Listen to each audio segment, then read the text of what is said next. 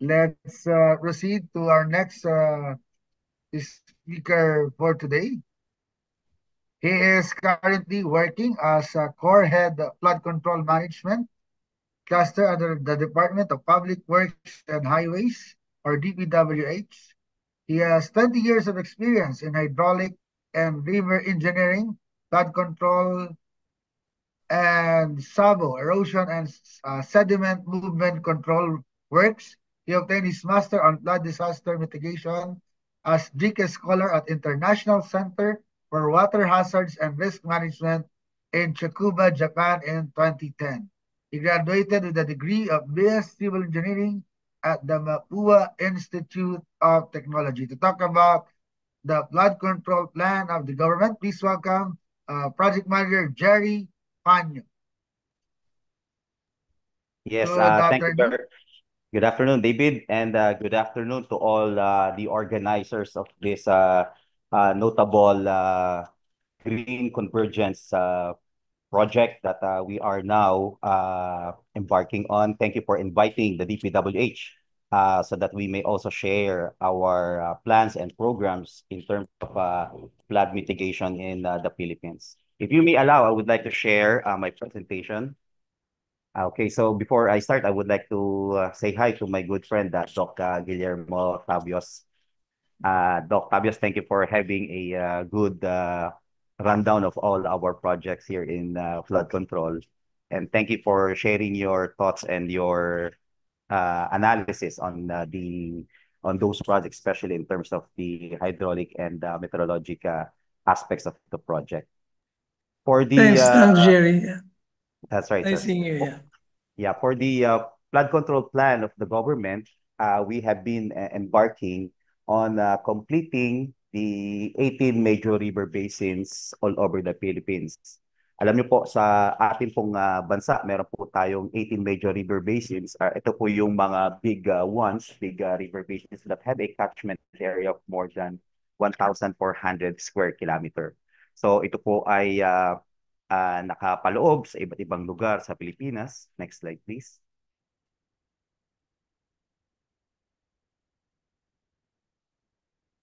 Next slide, please.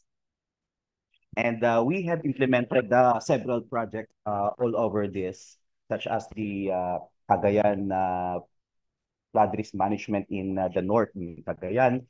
We also have the flood risk management in Cagayan de Oro, the one that was mentioned by Doc Tabios. And of course, the retarding basins. By the way, dito po sa ating chat room, nakita ko, may nagtanong po, is there a good possibility to detention funds?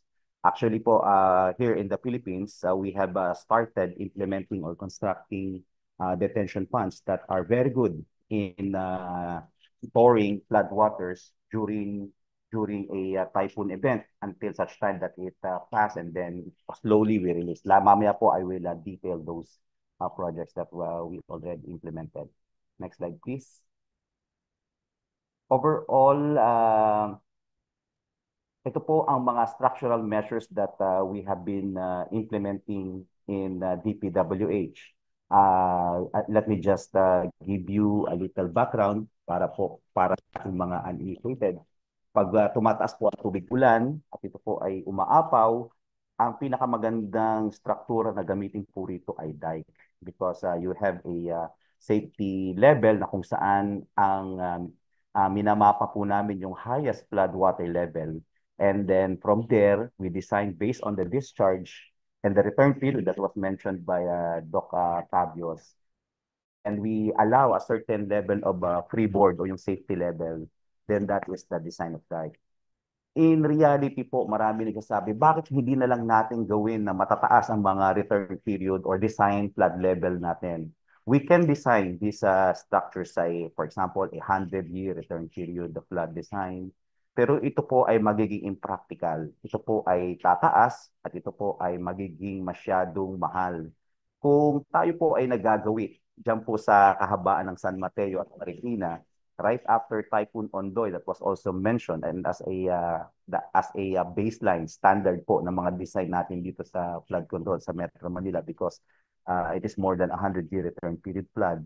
Ginawa po naming mataas ang aming mga design based on that 100-year return period flood. And you will see na napakataas po ng mga dike na na-construct o ginagawa ngayon dyan sa San Mateo at sa Marikina.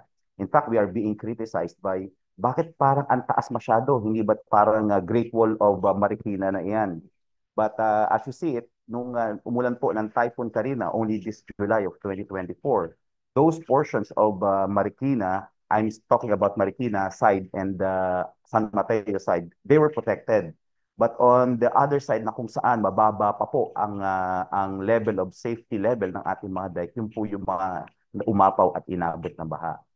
For a river system that has a major scouring, ito po yung madalas na pagtibag na nauubos ang ating mga land areas because of scouring, be it local scouring and erosion. Ang pinakamaganda po dyan ay yung mga revetment. Ito po yung paglalagay ng mga gabions, mga bato-bato, semento, and even for a slow moving area or slow velocity flow, pwede po yung mga sodding works that like what we are doing in the Agno River.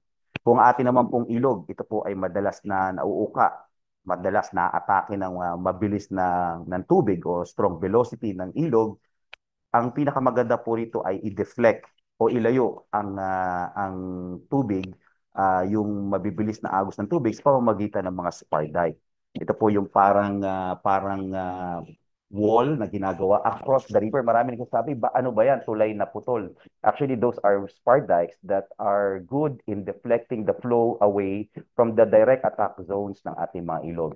Ang magandang halimbawa po rito ay sa Cagayan at sa Lawag River na kung saan marami po tayong ginagawang mga spar dikes. Next slide. Maganda po yung ating pong sa chat room na nagsasabi, do we implement nature-based solutions?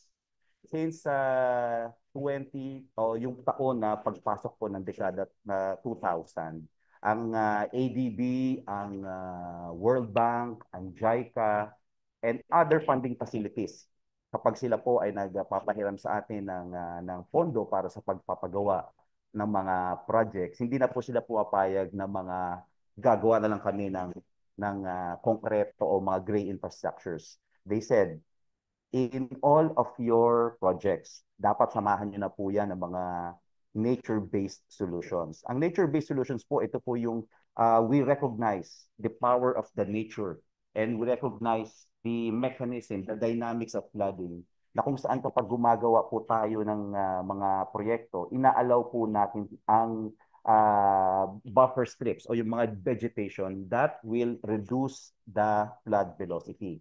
Alam niyo po, kapag ang tubig baha ay umaagos, kapag ang ating ilog po ay punong-puno ng mga konkreto, ng mga revetment at mga dike, bagkus ito ay nagpapabilis ng agos. Kaya po, if you notice, dyan po sa Gumain po Rock Diversion Channel sa Pampanga, ito po ay ginawang bamboo city na kung saan ang gilid po ng mga ilog ay tinataniman po natin ng mga iba't ibang variety ng mga kawayan, which is very good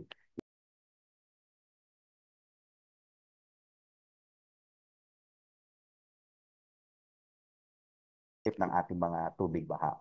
So in all of this, we are actually trying very hard. Why trying very hard? Because in the Philippines, alam po natin, wala po talagang area na mapaglalagyan for a wider river basin. If you want to widen your river, then you will have to acquire right of way. Ang masakit po nito, kadalasan sa aming pong experience, mas mahal pa ang pag-acquire ng right of way o ng mga kabahayan kaysa po yung project itself. Because we know that many people over the years have tried to live along the river wherein they do their ply in living, and of course yung mga bahay mas convenient, malapit sa mga syudad.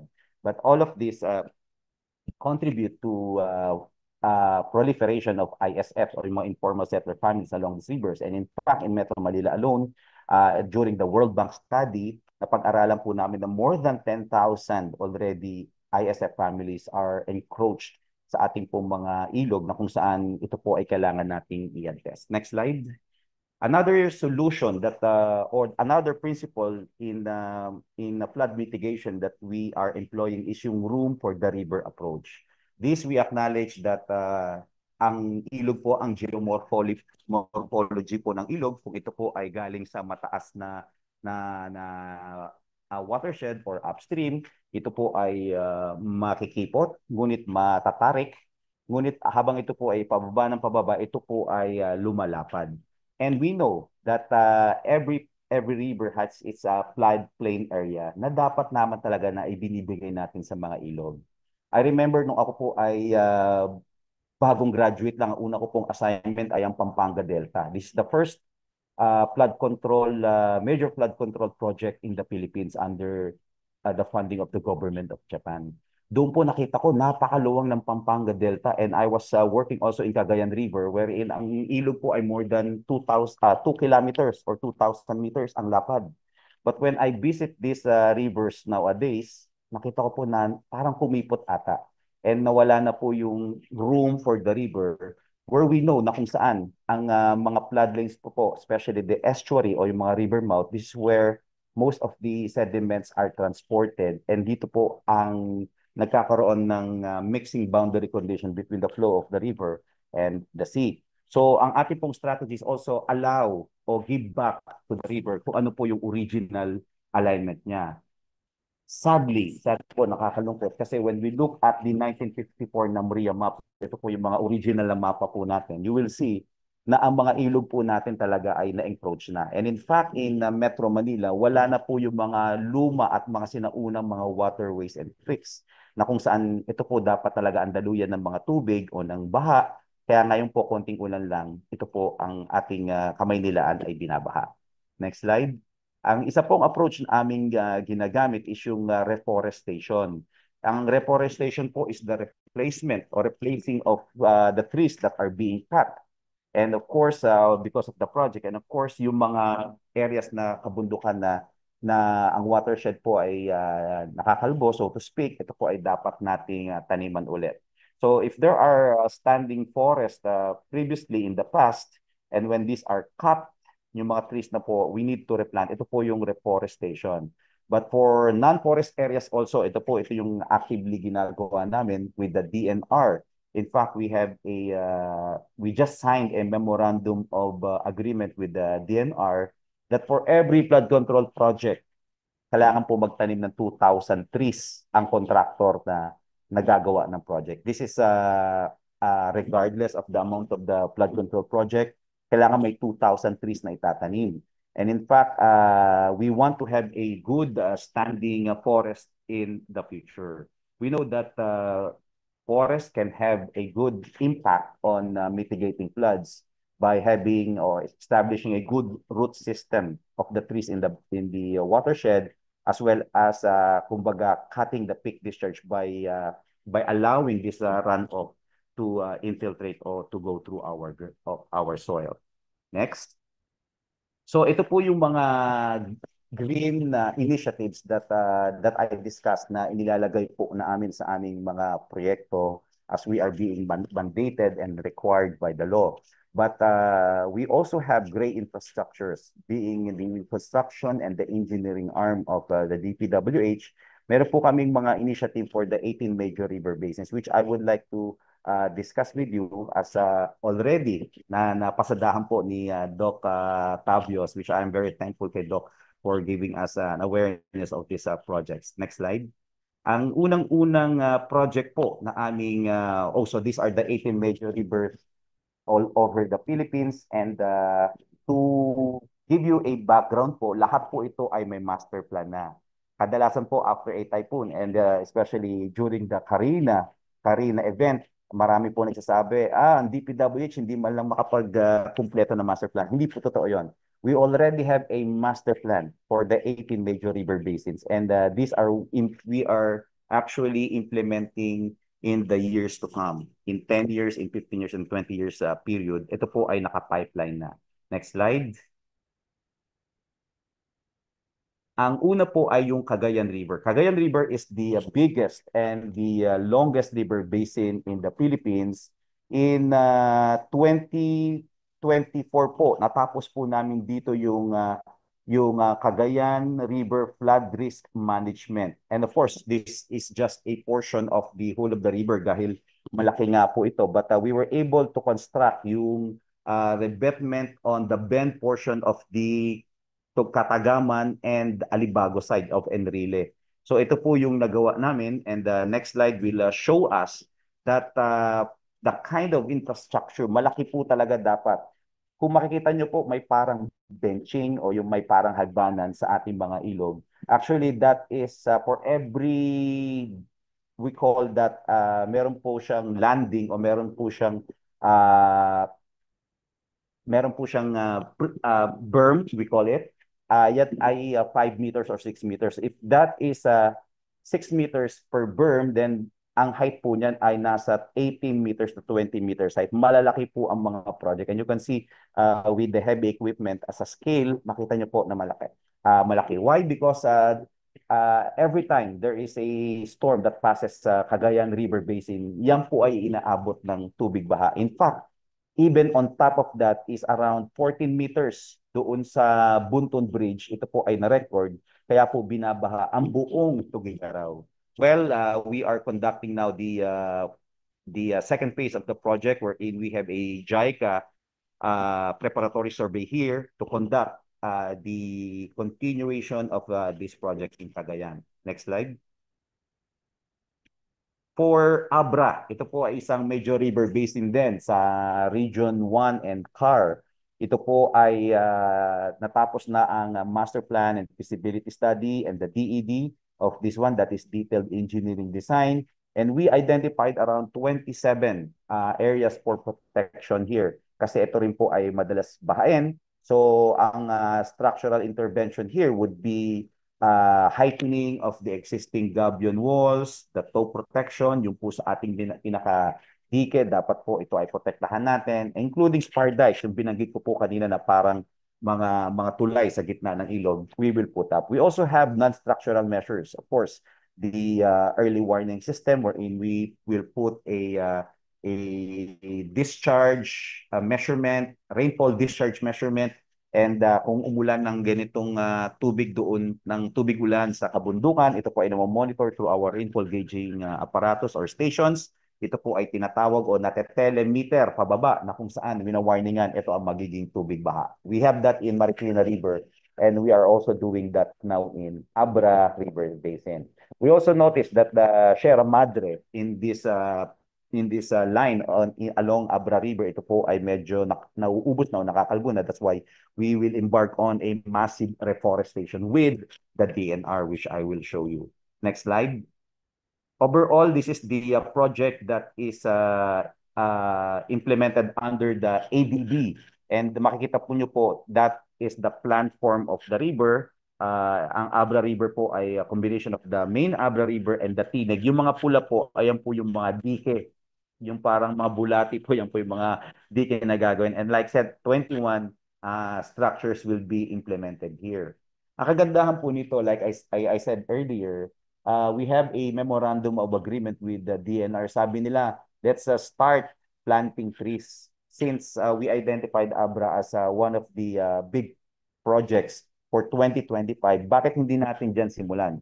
And we also have that's why we came up with the department order in the DPWH, Department Order 238, only this 2024 when it was crafted, saying that for all of those 21 areas na gagawin, dapat may 2,000 per project na gagawin na itatanim ng mga ilog, ng mga trees.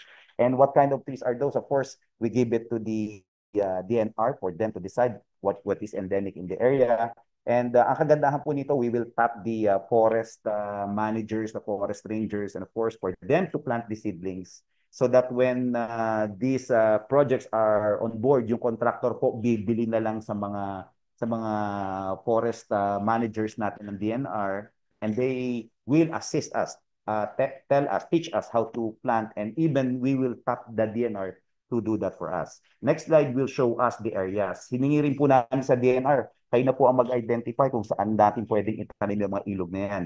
Thankfully, they have an ongoing national greening project, remember, in the DNR. And sabi nila, itong mga areas na to are good areas for planting. Maganda po ang mga lupa dyan. At the same time, yung mga trees that are endemic in the area can really thrive and grow in that area. So this is a very good example, a case study wherein a green infrastructure like DPWH revetment and dike can complement with the green initiative and green infrastructure or solution of a DNR through tree planting. So nagsama po kami dyan, and we are now, we will be venturing further come 2025.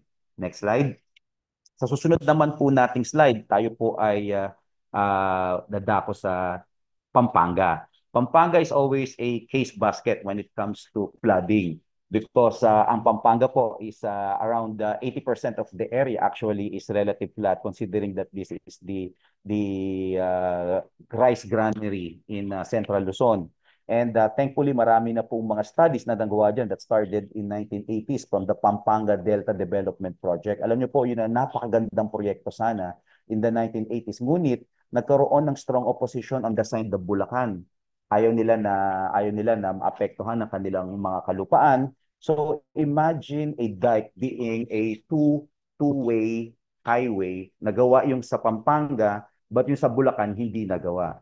That's why ang tubig baha, pag ito po ay tumataas, Pampanga is protected, but Bulacan is hindi po siya nagawa, hindi po siya protected. And only we can dismiss yung idea na sayang noong pa pala dapat nagawa yan. Sometimes talaga, it is the decision, the big decision of the local government and of course the people, although we always bring to them through public consultation and stakeholders meeting the necessary and the benefit of this project.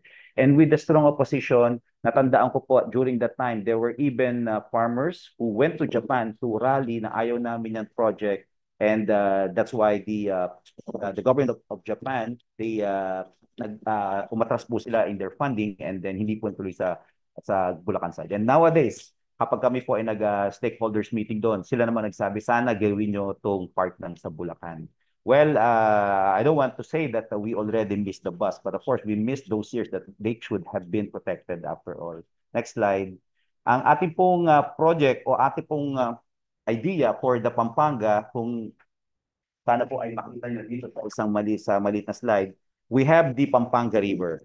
And we already also complete the study on the midstream and the upstream of Pampanga. Ito po yung nasa red portion.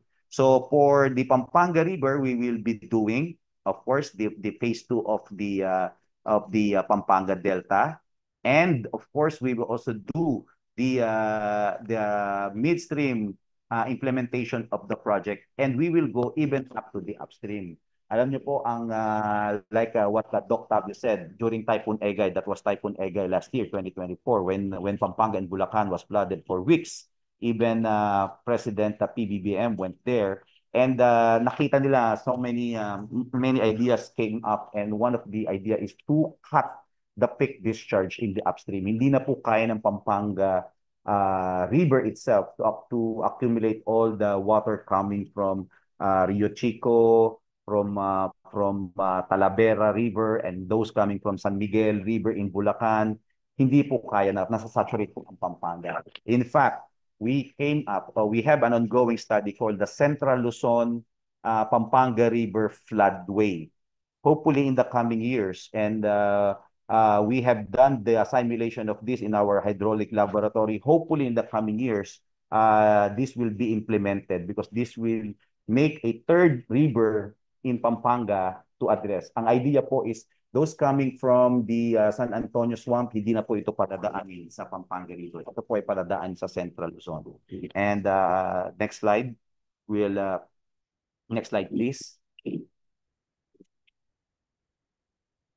Will show us this Central Luzon floodway alignment. Ito po yung, if you can see in the map, on the map, the black portion. So idea is those rivers coming from the upstream of Pampanga, hindi na po ito dadaan sa Pampanga River itself, but it will be diverted through a bifurcation o meron pong parang flow separator or gate that will allow it to pass through Pampanga River. To allow only those coming from the midstream of Pampanga and from Bulacan side, Candaba Swamp to pass through Pampanga River. And a 400-meter floodway, ito po ay malapad, mas malapad pa po sa Manggahan Floodway, and with several sluice gates to allow Abacan River, Sacobia River, and San Miguel River to go through this.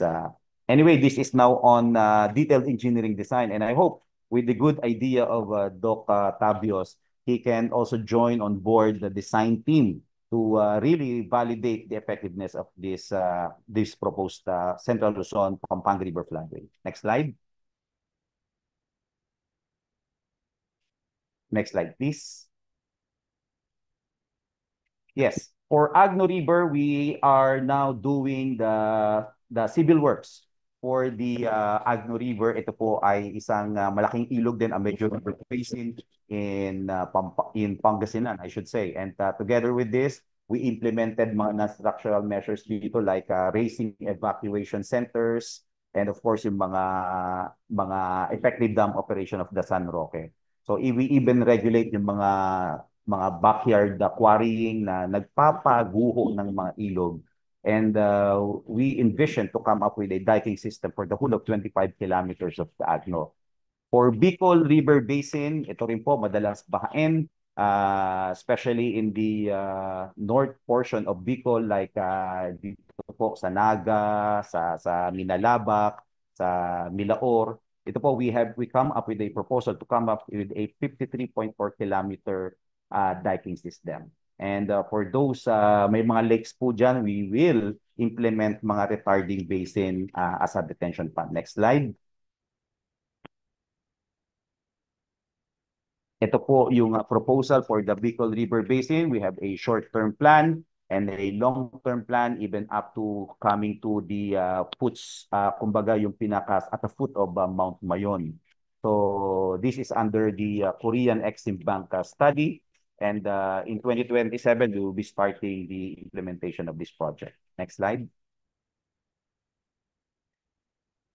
For the Pasig Marikina, ito po yung nabanggit kanina ni Doc Tabios. Ito po ang only major river basin that run to the heart of Metro Manila.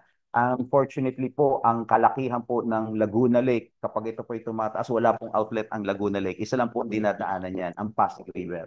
That's why kapag mataas ang ulan, high tide sa Manila Bay, and ito po, yung karatig na mga bayan ng Pasig, ito po ay ng Pasig River gaya ng Makati, Pateros, Taguig, San Juan, Quezon City, ito po ay talagang binabaha. But we have been constantly or continually implementing the Pasig Marikina River project, and we are now on phase 4. Next slide will show us that we started this from the river mouth. Ito po ay nalagyan na natin ng mga dike. So makikita nyo po sa YouTube, maraming nagsasabi na this has now protected their area from overflowing of the Pasig Marikina.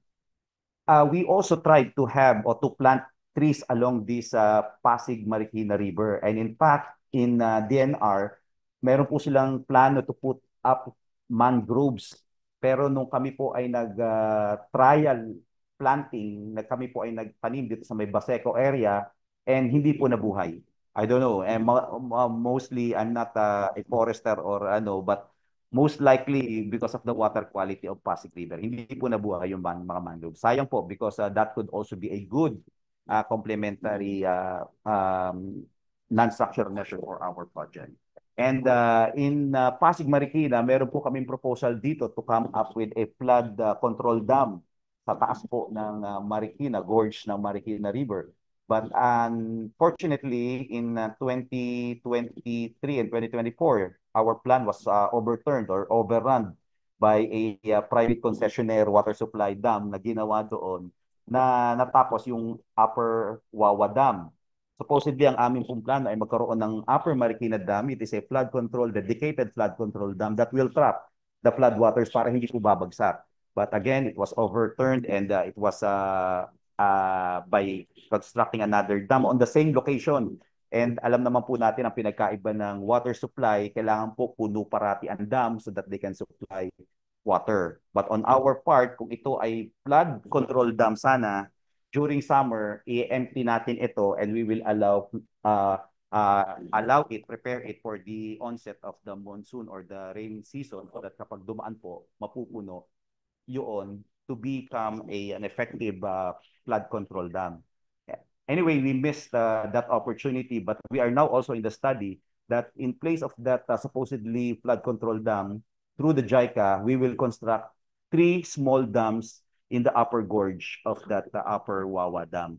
And this is now on the planning stage that will complement the 100 billion cubic meter volume sana na matatrap by that 3 small dams na gagawin po. Next slide. Next slide po. Yes, so this is the schematic of the things that we are doing in Pasig Marikina Phase 4. Magkakaroon po ng tinatawag na Manggahan Control Gate Structure. So ang tubig baha o ang tubig ng Marikina River hindi na po diretso sa Pasig but it will be diverted to Manggahan Floodway. Ito po ang idea ng Manggahan Floodway for a separation of the flow. Alam niyo po ang the discharge of the Marikina is around 2,900. And ang plano po rito is to divert the 500 cubic meter per second dito po sa Manggahan Floodway. Kanina po narinig ko si Doc Tabios and it gave me a good insight. Ang sabi po niya na instead of this Parañaque Spillway, why don't we just do the we call it yung Pacific Spillway. We had a study on that. Kapag dito po padadaanin sa west side ng Philippines o sa east side ng Philippines for the Pacific coast, ito po ay it will have to go through the Sierra Madre Mountains and it will entail a big engineering marvel or fit to do that. And of course, we know that with the dynamics of the hydraulics, hindi po bababa ang tubig doon, talagang dito po babas-basa. So what we are doing now is the Parañaque Spillway. Next slide. I will introduce you to the Parañaque Spillway. Yes, the Parañaque Spillway is actually a engineering marvel that is now here, nasa atin na po. Ang idea here is to have another outlet for Laguna Lake, not only the Pasig River. We had several schematics ng dadaanan nito. Initially under Terminal 3 of NAIA because ang problema po rito ay right of way kasi po malaki naman. So instead of a open channel na ilog na kung saan bibili po tayo ng lupa, ang idea po ng design ng ating mga consultants, the Japanese consultants who are very good in doing tunneling works. They're the ones actually doing now the technology for the Metro Subway project of the DOTR. The same technology of tunnel boring, we call it TBM. Ito po ay gagamitin natin to drill underground and create an underground river. Ang right-of-way law po ang sinasabi that we have to pay for the right-of-way acquisition for every property through na ating madadaanan. But if it is under 50 meters, ang sabi ng right-of-way law, hindi na po yan na dadaan sa right-of-way acquisition. Then we had an idea, why not make a deep tunnel technology wherein we can drill an underground tunnel and doon padaanin ng tubig. And thankfully, we had an alignment already, a good 10.5 kilometer na kung saan bubutas po tayo with a shaft that is more than a 75-meter deep shaft na kung saan doon babagsak ang Laguna Lake like a morning glory and then it will pass to an exit or outlet niya ang Manila Bay. Ito po ang nasa engineering design stage na. I had a good video of this. Sayang wala lang po tayong time but I can share it with you wherein we have a good idea of this one, a 13-meter diameter subway. Yung ating pong metro subway ngayon is around 7 meters ang diameter para makadaan ng mga tren. Ito po ay 13 to 14 meters diameter, doble ng diameter. No? This will be an effective flood control measure to check yung elevation ng ating Laguna and of course, para po hindi bahain ang Pasig River. Next slide.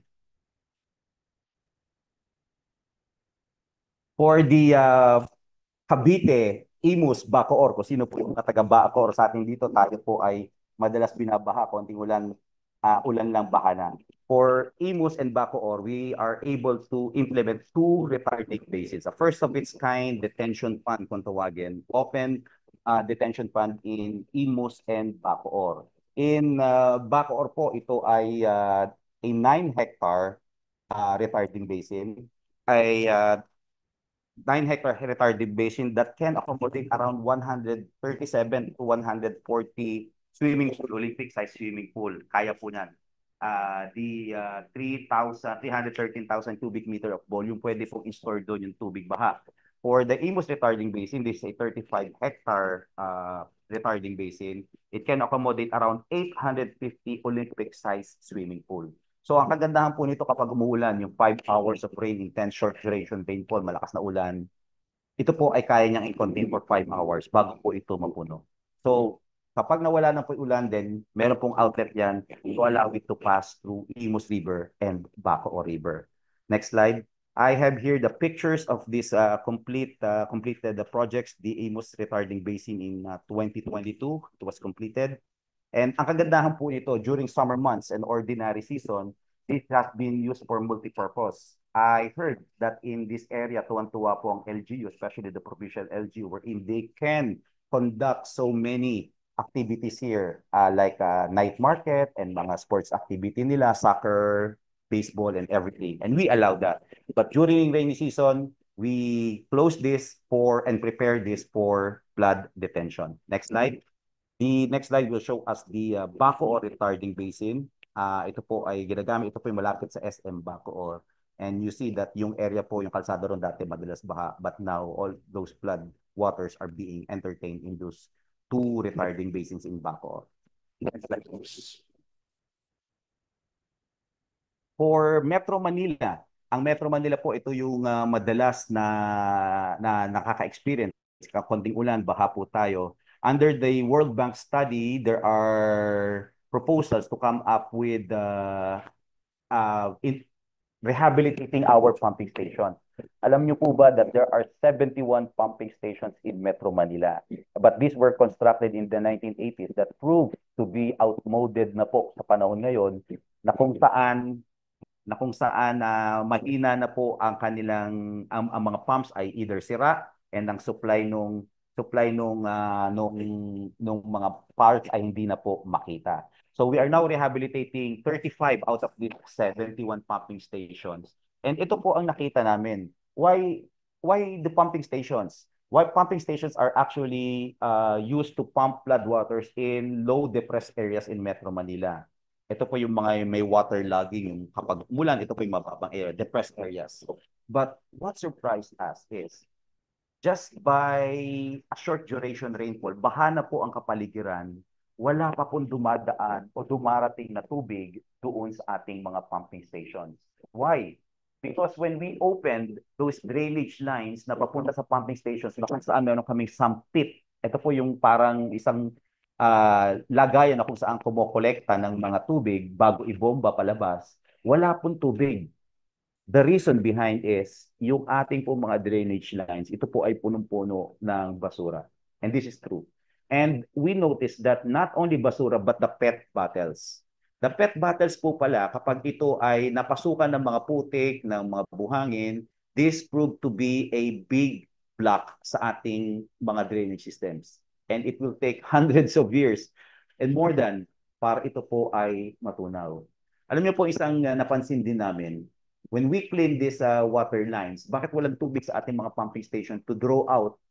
Ang nakikita po namin, and if I may say this, ang madalas makita po namin, mga plastic ng Lazada, mga plastic ng Shopee. Why? Because for every item na in-order po natin sa Lazada and Shopee, grabe po ang pagkakabalot, and all of this end up in the garbage.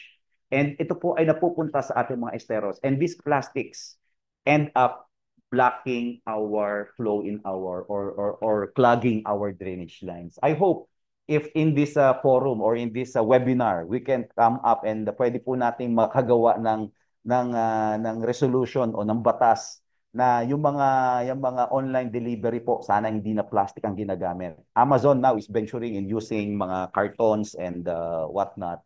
Sana ganun din po. Also, napansin po namin yung mga manhole naman. And this is true, let me share it with you. Kadalasan po ng ating mga manhole barado na. Why? Yung mga restaurant naman, wala po yung mga parang mga STPs or sewage treatment plants or yung kanilang mga kitchen wastes. Diretso po yan sa gutter. And we know na ito po ay punong-puno ng mantika. We know kapag ang mantika po ito'y lumamig, it hardens. And yun po ang nagpapalala. Only last week, we had flooding in Pampanga. We tried to open these drainage lines. Alam niyo po, nakita namin mga car, ano ba yung mga car sales, mga tindahan ng mga sakyan, kapag nagpapa-change oil, ang langis po na ginagamit tinatapon sa drainage lines. And ito po ay punong-puno. And remember, just for a change oil of a one car, it takes 8 to 10 or 8 to 6 liters of car oil. So ito po ang karanasan natin sa flooding in Metro Manila. We really have to change a change of attitude when it comes to throwing our garbage. Next slide. For Panay River, this is the river in the Region 6 na kung saan naman we also complete our master plan here. We try to complement what is being done by the NIA. Meron silang irrigation dam. Next slide.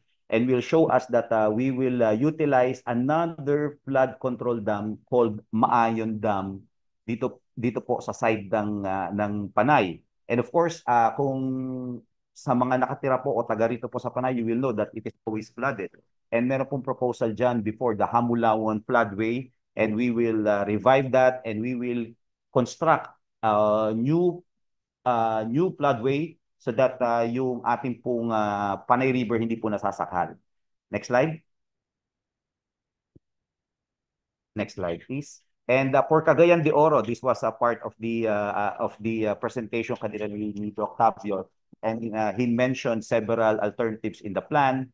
And ito po, to tell you here na natapos na po namin yung project na yon. And you know what? This has become a tourist attraction in Cagayan de Oro. Previously, ang Cagayan de Oro po ito ay mababa ang kanilang level of safety. But after Typhoon Sendong in 2011, we were able to get the maximum flood level, and we were able to do a good road dike.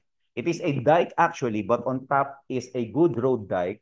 And ito po, kung kayo po ay nagti-TikTok o nanonood sa TikTok o sa YouTube, you will see na hanggang ngayon po, this has become a good jogging pathway, and of course, biking lane, and of course, night place sa Cagayan de Oro, just like in Iloilo. Ito po ay very thankful ang LGU na Cagayan for completing this project, but of course, we were only able to complete around 4 or 5 kilometers. Mahaba pa po. We need to further this project because projects like this also not only protect the community but also give a good riverine environment para sa mga tao na kung saan they have a good environment to exercise and of course to have a good another roadway. Next slide. Next slide, please. So ito po yung idea, ito po yung completed flood risk management project in Cagayan de Oro River, and ayun po yung itsura niya sa gabi. So people here are very actually thankful for this kind of project. But of course, this is just only on the one side. Kailangan pa po dun sa left side niya to also complete this project. Next slide. For Davao, Davao is actually one of the projects that we implement in 2022. We complete the detailed engineering design of this project. And next slide will show us that in this area, ang isang problema rin po ng Davao, gaya po ng sa atin dito sa Metro Manila is space. Here, wala po kami makitang space, and what we can do because the dendritic shape or platform of Davao, we just need to correct them. And in those areas, lalagyan po namin yan ng mga retarding basin. Retarding basin are also like detention ponds. Nakakatuwa nga po kasi isang area dyan is yung crocodile farm. Sabi ng crocodile farm, ito yung farm namin, tapos gagawa kayo ng detention pond. So trade-off, sabi namin, gagawa kami ng detention pond, ilagay nyo na yung crocodile nyo rito. So areas like that, these have become very, very challenging for us on how to find. But really, we need to increase the width of this Davao River so as to be able, the cross-sectional area, so to be able to accommodate this flowing of flood. Okay, so next slide. Next slide po.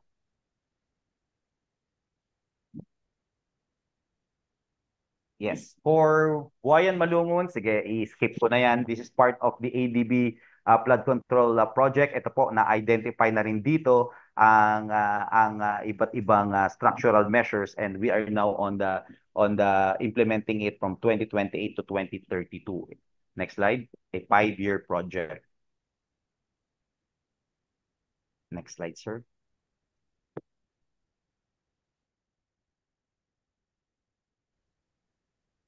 Can we forward? Next slide, please. Yan. That's why I mentioned Buaya Malungon, because here, ito po, nakita namin na yung area na yon talagang, can we go back to Buaya Malungon pala? Sorry. For Buaya Malungon, nakita po namin that that area, we have a proposal for a floodway.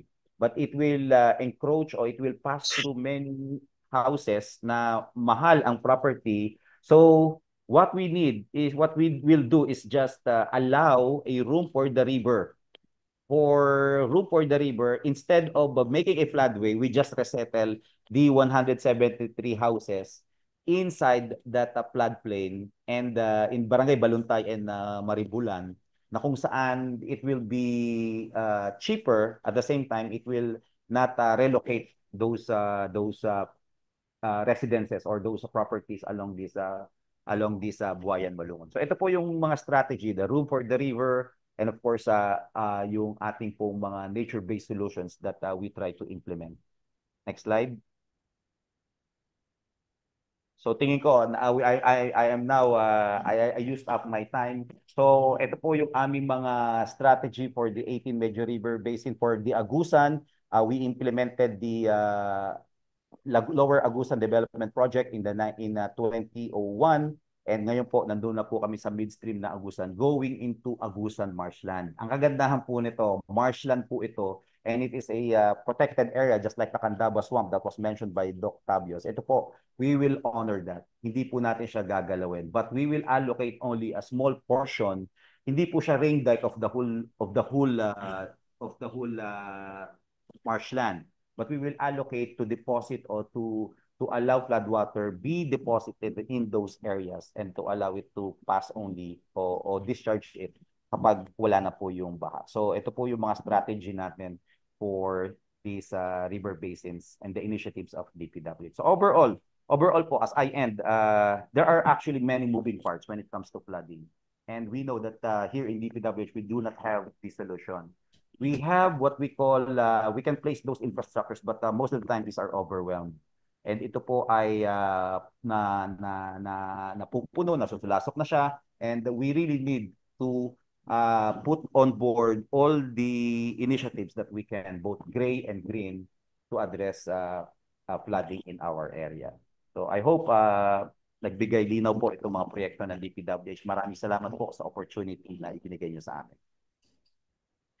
Thank you very much, Jerry Fano, Project Manager of DPWH, for that very informative presentation on planned solutions and current government initiatives to address our perennial flooding problems.